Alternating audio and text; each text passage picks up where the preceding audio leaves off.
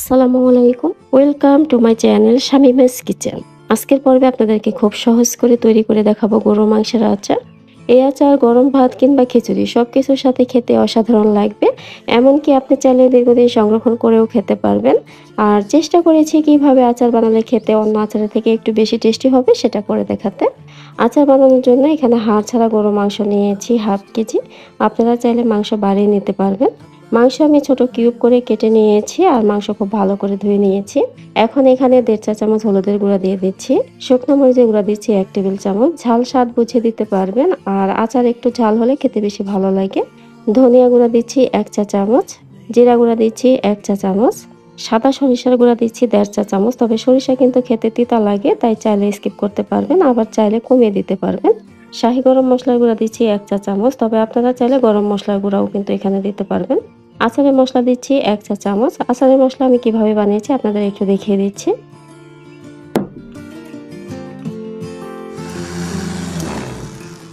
লবণ দিচ্ছি স্বাদ মতো।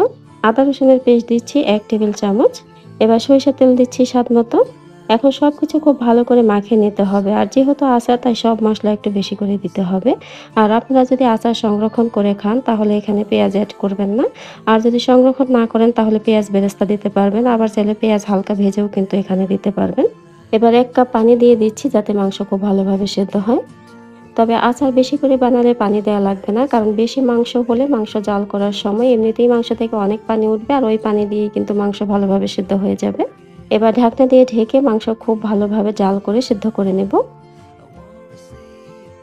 ঢাকনা খুলে মাঝে মাঝে নেড়ে দিতে হবে যাতে নিচে লেগে না যায়। এবার 1 চামচ চিনি দিচ্ছি। চিনি কেন দিচ্ছি পরে আপনাদের বুঝিয়ে বলবো, তাই চিনি স্কিপ করবেন না।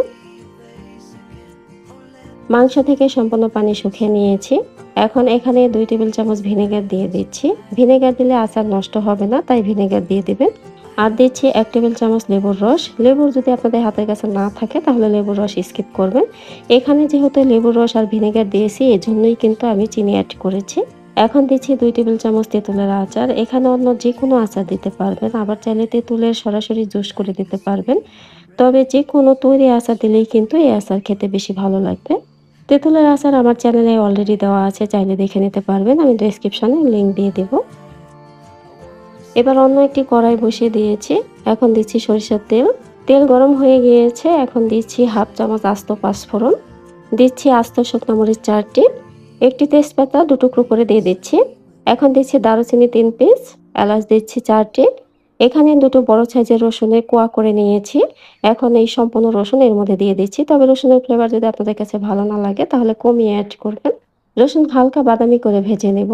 রসুন এভাবে তেল থেকে উঠিয়ে দেখবেন, যখন হালকা কালার আসবে তখন বুঝবেন যে রসুন ভেজে নেওয়া হয়ে গিয়েছে। এবার মাংস নিয়ে গরম তেলের মধ্যে দিয়ে দিব।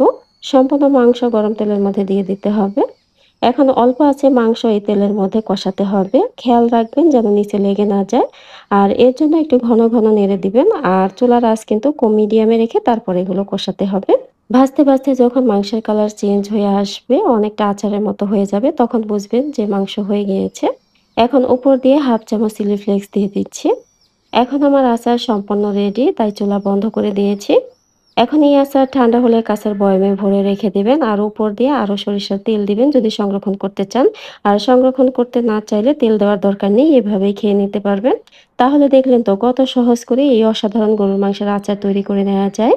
অনেকেই অনেকভাবে গরুর মাংসের আচার দেখিয়েছে, কিন্তু আমার রেসিপি ফলো করে যদি আচার তৈরি করেন তাহলে অনেক বেশি টেস্ট পাবেন। তা হয়তো আমার আজকের আচার তৈরি করা দেখেই আপনারা বুঝতে পেরেছেন। এখন আপনাদের আমি একটু আচার নিয়ে কাছ থেকে দেখাচ্ছি। দেখুন কত পারফেক্ট ভাবে রসুন আর মাংস সেদ্ধ হয়েছে। আজকের আচার আপনাদের কাছে ভালো লেগে থাকলে বাসায় একবার হলেও ট্রাই করে দেখতে পারেন। আচার যদি আপনারা সংরক্ষণ করেন তাহলে মাঝে মাঝে রৌদ্রে দিবেন, তাহলে আচার নষ্ট হবে না, অনেকদিন ভালো থাকবে।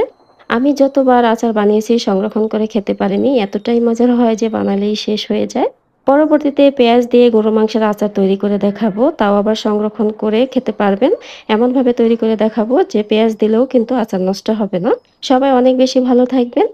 আজকের ভিডিওটি সম্পূর্ণ দেখার জন্য আপনাদের অসংখ্য ধন্যবাদ।